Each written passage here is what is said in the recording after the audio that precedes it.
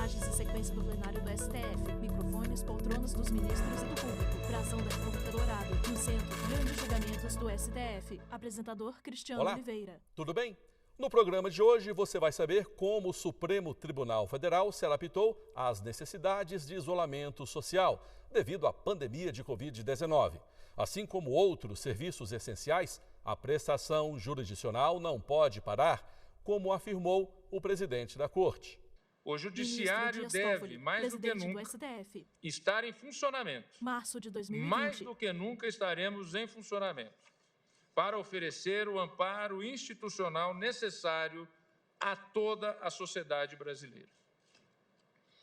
Assim como os médicos e enfermeiros e todos aqueles que atuam em hospitais, nós também, aqueles que trabalham nos hospitais, do faxineiro do hospital ao médico, ao diretor clínico do hospital, todos eles operam na fronteira da proteção da vida e da saúde. Nós, integrantes do Poder Judiciário, e aqui o Supremo Tribunal Federal, os ministros de tribunais superiores, os magistrados, servidores e colaboradores também atuam em uma fronteira, qual seja a fronteira da garantia dos direitos fundamentais, dos direitos mais básicos da pessoa humana. Portanto, o sistema judicial não e jamais será paralisado.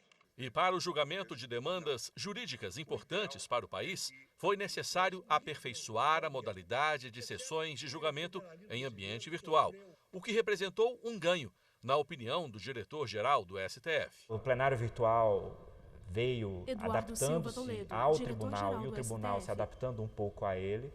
Agora, as sessões por videoconferência também foi muito bem planejado e testado com antecedência, porque nós sabemos do impacto disso na sociedade.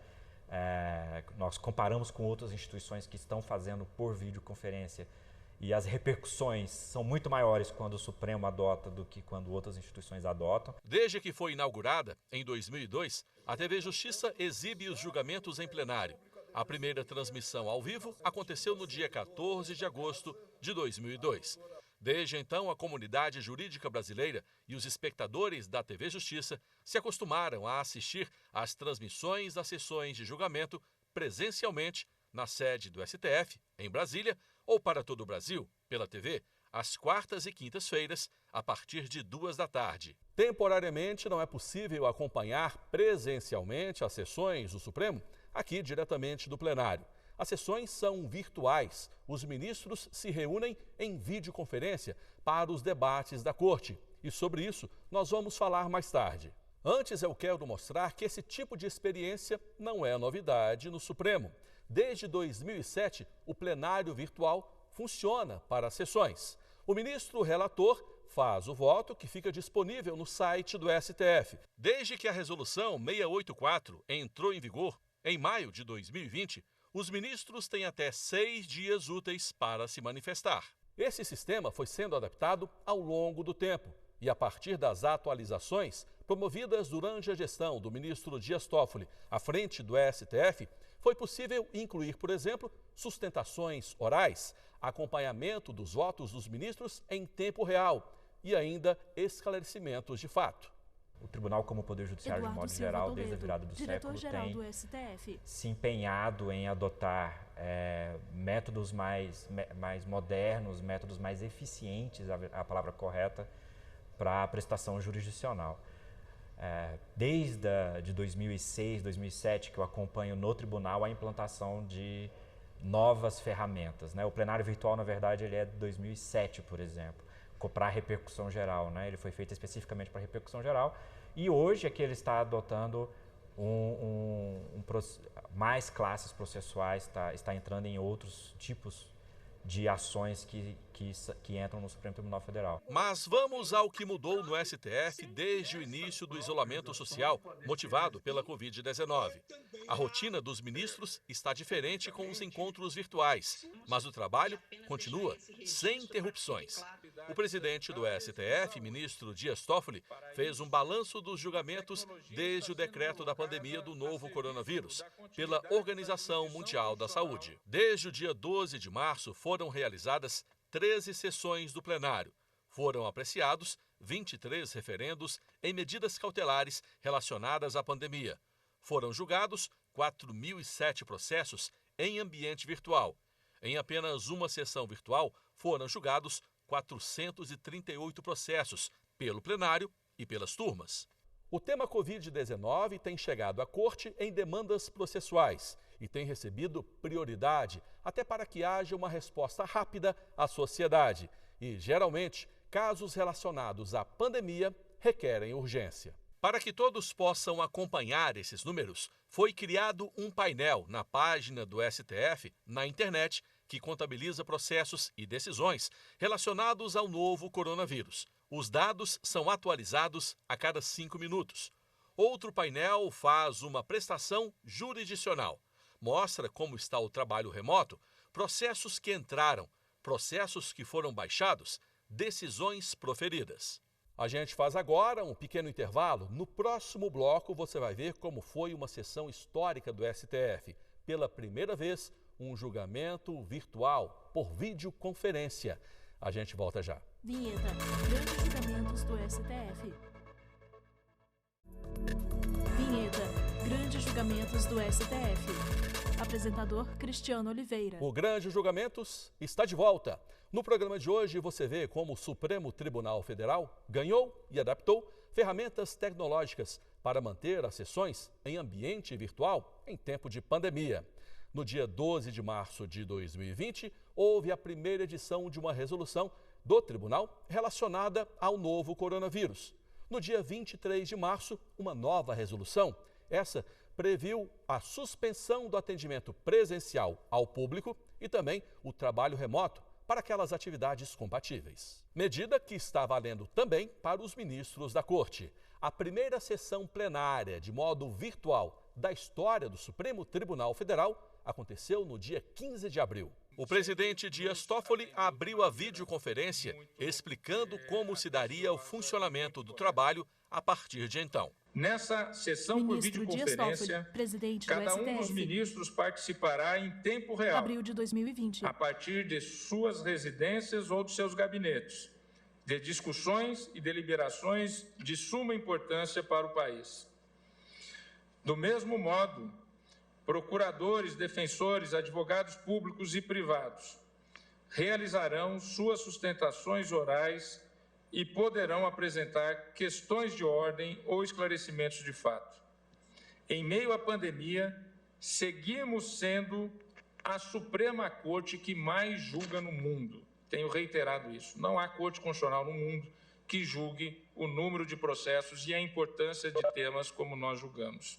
Dentre os julgamentos importantes e relativos à pandemia, nesse período das videoconferências, a Corte confirmou, por unanimidade, medida cautelar deferida, em março, pelo relator, ministro Marco Aurélio. Em debate, a autonomia de estados, Distrito Federal e municípios para decretar medidas de combate à Covid-19. O primeiro processo foi um referendo na medida cautelar na ação direta de inconstitucionalidade 6341 do Distrito Federal, com relatoria do ministro Marco Aurélio. Marco Aurélio, ministro do STF. Dirigida contra a medida provisória abril de 2020. 926, de 20 de março de 2020. Implementei a medida cauteladora individualmente a partir do disposto no artigo 10 da Lei 9868 de 90, e o fiz tendo em conta a relevância da matéria e a urgência de haver um crivo pelo Supremo Tribunal Federal. O critério da predominância do interesse sublinha violada a autonomia dos entes da Federação a revelar adequado afastamento da exclusividade da União para dispor sobre as referidas providências. Diz do risco atinente à propagação do vírus em virtude da circulação de pessoas. Realça as dificuldades enfrentadas no tocante à implantação de barreiras sanitárias. Requereu, no campo precário e efêmero, mediante ato individual a ser referendado pelo colegiado ou afastado pelo colegiado, a declaração de nulidade, considerado vício formal e material dos dispositivos atacados. Buscou ainda, em sede de liminar, fosse assentada a invalidade por arrastamento do decreto que já individualizei. Pretende, no mérito, a confirmação da medida cauteladora. E é o relatório que faço para submeter a decisão que formalizei ao novo colegiado. As sustentações orais foram abertas pelo advogado do autor da ação. Em nome do PDT, falou o advogado Lucas de Castro Rivas. O que se tem, na verdade, é uma violação material da Constituição para afronta ao artigo 18, que é a cláusula de autonomia federativa. Ou seja, no mistério de cuidar da saúde pública, os estados têm, por direito próprio, autonomia federativa, sem dúvida, com os pormenores da cooperação entre os estados, mas não só o poder, mas o dever de atuar em termos de saúde pública, e aí se faz a própria Constituição, em leitura sistemática, faz referência às medidas sanitárias e epidemiológicas. André Luiz de Almeida Mendonça, até então advogado-geral da União, falou sobre a importância de se manter uma normatização geral. André Luiz de Almeida Mendonça, advogado-geral da União até 26 de 4 de 2020, abril de 2020. Nós precisamos manter o nível de normatividade geral e fazer preservar a rigidez do que está na lei. A lei atribui ao gestor local, mas respeitados os critérios estabelecidos pelo Ministério da Saúde, pelos órgãos técnicos dessa gama de complexa resolução. Já a Procuradoria-Geral da República deu parecer favorável à distribuição das competências concorrentes a estados e municípios. Quero parabenizar o senhor presidente Augusto Aras, pela histórica Procurador-Geral da República. Sessão deste Supremo Colegiado, abril de 2020, em que inaugura um momento da pós-modernidade em que as instituições revelam a sua permanência através da alta tecnologia disponível para que os serviços essenciais não possam parar, nem devem parar. No plano dessa ação direta de inconstitucionalidade, em que relatou o ministro Marco Aurélio, em verdade, o Procurador-Geral da República, ao se manifestar, não tem nenhuma divergência com Sua Excelência. Apenas, seguindo a literalidade da decisão do ministro Marco Aurélio, no item 3, em que diz: defiro em parte a medida cauteladora para tornar explícita no campo pedagógico e na dicção do Supremo a competência concorrente, Sua Excelência estabelece aquele dever de observância de todas as unidades federativas da distribuição das competências e, no particular, da competência concorrente. É por isso, senhores ministros, senhoras ministras, senhor ministro relator, que o parecer do Ministério Público, nesta fase, lançado na suplementa, no item 4, quarto último, diz o seguinte: há perigo inverso, uma vez que a suspensão da eficácia das normas questionadas da MP 926, de 2020, conferiria legitimidade a um conjunto de atos estaduais e municipais que, de forma descoordenada e sem observância dos parâmetros básicos da Lei 3.979, de 2020, promovem a interrupção dos serviços públicos e atividades essenciais com prejuízo para a população diretamente afetada. Com isso, Excelências, reservando-me a manifestar nas ADPFs que ainda virão a julgamento outros juízos de valor mais profundos, o Ministério Público Federal, na mesma linha da fundamentação do eminente relator ministro Marco Aurélio, pugna pelo indeferimento da medida cautelar, tendo em vista que Sua Excelência, com a sabedoria, com a cultura jurídica que lhe é própria, manifestou-se pedagogicamente pela distribuição das competências concorrentes, salvo melhor juízo. Após as sustentações orais, foi a vez do ministro relator, Marco Aurélio, se pronunciar novamente e anunciar o voto. Há de ser reconhecido simplesmente Marco Aurélio, ministro do STF, que a disciplina decorrente da medida provisória 9/2020, no que imprimiu nova redação ao artigo 3º da Lei Federal 13979, de 2020, não afasta a tomada de providências normativas que ocorreram, presidente, inclusive a partir desta liminar. E ainda bem que ocorreram pelos estados, Distrito Federal e municípios. Concluí, então, defiro em parte a medida cauteladora para tornar explícita no campo pedagógico e na dicção do Supremo a competência concorrente. E lancei item submetendo esse pronunciamento precário e efêmero, porque acautelador, liminar, ao crivo do colegiado. Vamos agora a mais uma pausa. No próximo bloco você vai ver como foram os votos dos outros ministros em relação a esta ação. A gente volta já. Vinheta. Grandes julgamentos do STF. Vinheta. Grandes julgamentos do STF. Apresentador Cristiano Oliveira. Estamos de volta com Grandes Julgamentos. Neste último bloco, você vai ver como foram os votos dos ministros na primeira e histórica sessão plenária virtual da história da Suprema Corte Brasileira. O julgamento foi retomado com o voto do ministro Alexandre de Moraes. Eu acompanho Alexandre de Moraes, ministro do STF. Eu acompanho a liminar, referendando a liminar concedida pelo ministro Marco Aurélio, que a lei deve ser interpretada com absoluto respeito às competências dos estados, Distrito Federal e municípios estabelecidos na Constituição. Na impugnação do artigo 3º, inciso 6º, letra B, que prevê que a restrição excepcional e temporária, conforme recomendação técnica e fundamentada da Agência Nacional de Vigilância Sanitária, por rodovias, portos ou aeroportos, de locomoção intermunicipal.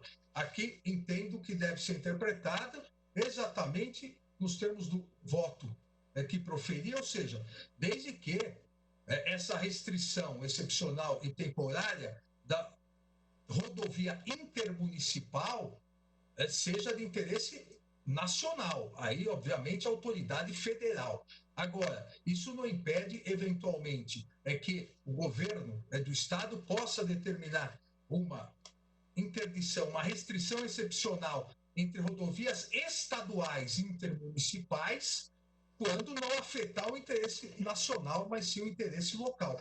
Ou seja, na verdade, é a explicitação do voto que dei, mas faço questão de fazer essa observação em relação à linha B do inciso 6º do artigo 3º.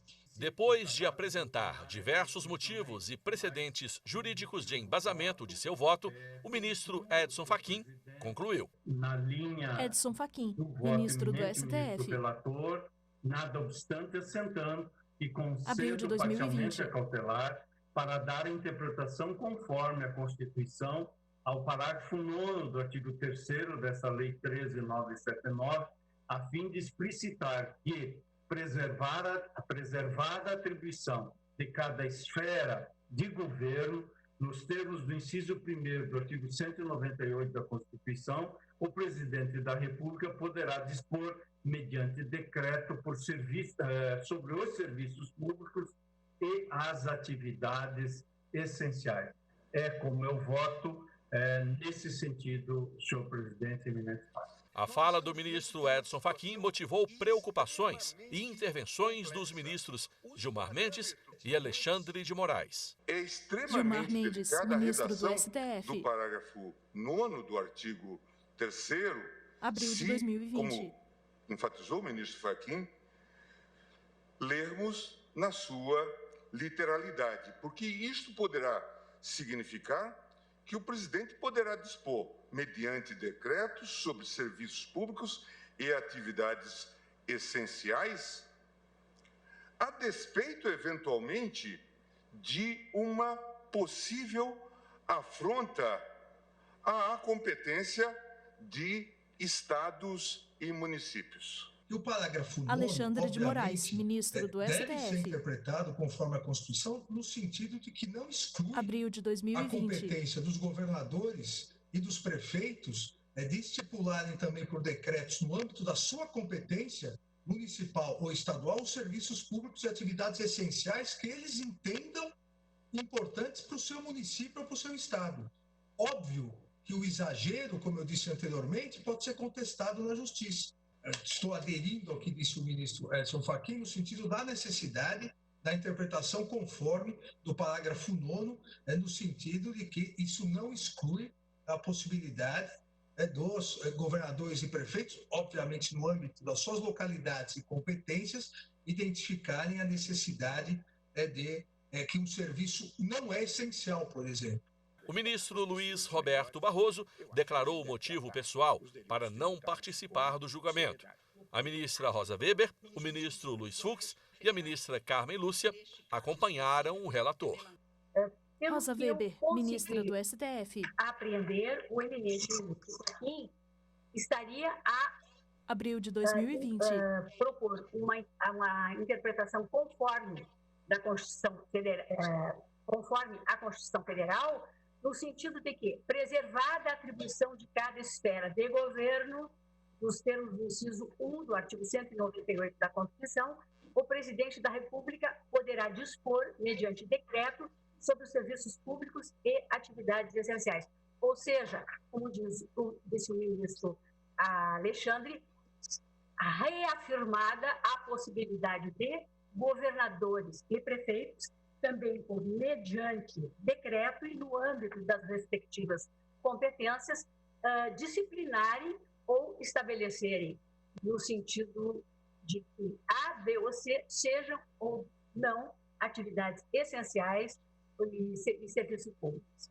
Então, nessa linha, senhor presidente, faço questão de dizer que, assentada no marco do Estado Democrático de Direito, a imprescindibilidade da absoluta reverência pela União, pelos Estados, Distrito Federal e municípios, às liberdades fundamentais, passíveis de mitigação, tão somente de modo temporário, em prol do direito à saúde, eu referendo a medida cautelar, acompanhando o relator, com a interpretação conforme do artigo 3º, parágrafo 9. Todo do arcabouço Luiz Fux, ministro do STF. Da interpretação sistemática da distribuição de competências constitucionais e do dever constitucional de proteção à saúde resulta o complexo normativo federal que não pode, à semelhança dos votos que já me antecederam, blindar a atuação dos demais entes quando se mostre insuficientemente protetivo. Então, senhor presidente, eu também consagro aqui essa competência legislativa concorrente, cuja conclusão chegou o ministro Marco Aurélio, com esses acréscimos que foram levados a efeito em relação a que essa competência concorrente também se dê em relação ao parágrafo 9º, não só na figura do presidente da República, mas também na figura dos executivos das demais unidades federadas. A atribuição ao presidente da República para dispor, que é o verbo utilizado, sobre os serviços essenciais, abril de 2020. Não exclui, não pode exaurir competências comuns que são entregues aos estados e aos municípios, especialmente porque o cidadão, no auge do sofrimento, baterá a porta de prefeitos que deverão falar, sim, sobre aquilo que é necessário numa contingência específica, numa condição específica.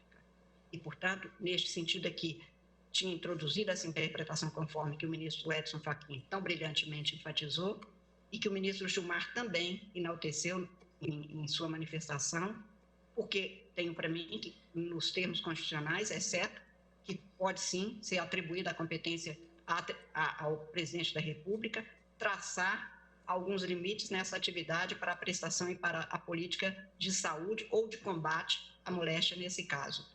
Mas é nos termos exatos do que foi assinado internacionalmente e especialmente nos termos do que é a promoção da dignidade humana e não da indignidade humana, porque políticas contrárias à dignidade humana não podem ser consideradas constitucionais, porque agridem expressa frontalmente o texto constitucional já no seu artigo 1º. Ao se manifestarem, os ministros Ricardo Lewandowski e Gilmar Mendes defenderam a cooperação entre os entes federados.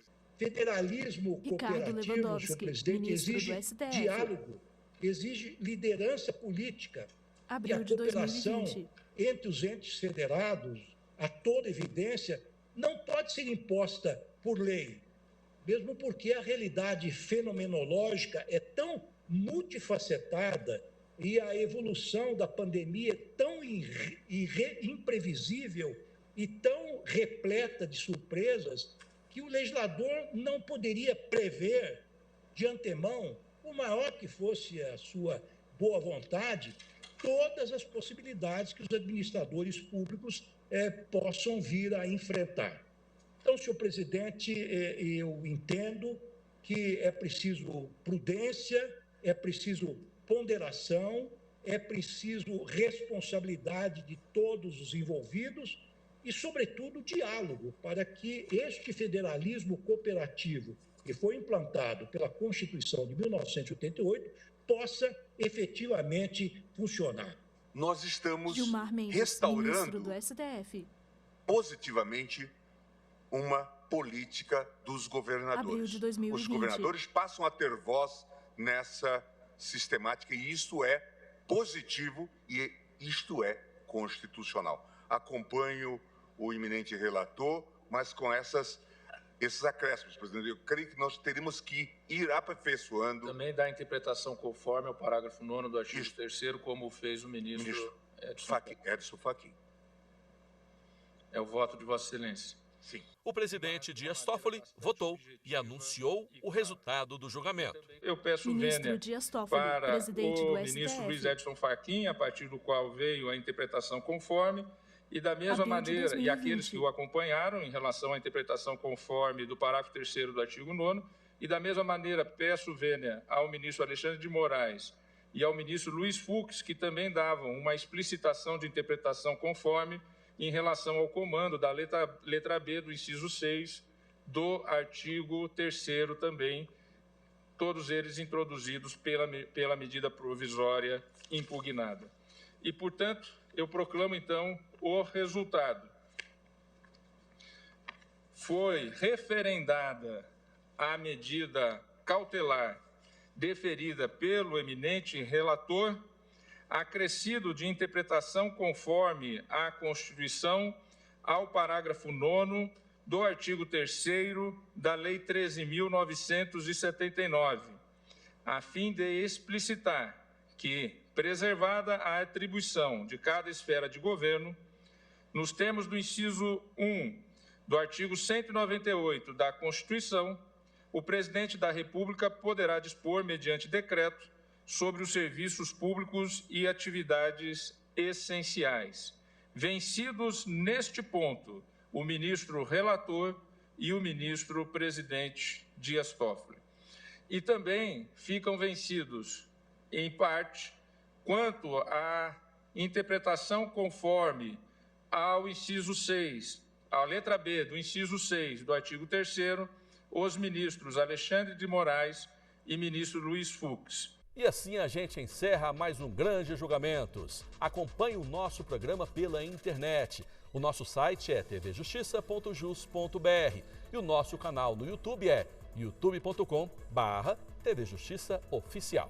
Até a próxima! Créditos finais. Direção, Betânia Vitor Veiga. Produção, Joyce Pires. Cabelo e maquiagem, Kelly Matheus. Figurino, Thalita Oliveira. Apresentação, Cristiano Oliveira. Edição de texto, Flávio Metzger. Cinegrafia, Luiz Guilherme Lázaro Filho. Assistência técnica, Cléber Leite e Carlos Ferreira. Iluminação, Luiz Moura e Ítalo Cândido. Operação de áudio, Jaime Júnior e Sidney Almeida. Edição de pós-produção, Dácio Araújo. Videografismo, Lucas Matias. Núcleo de programação, Rosa Lázaro. Núcleo técnico, Fábio Guedes. Núcleo de produção de programas, Flávia Soledade. Supervisão, Coordenadoria de Gestão da TV e Rádio Justiça. Secretaria de Comunicação Social, STF. Realização, TV Justiça Essencial 2020.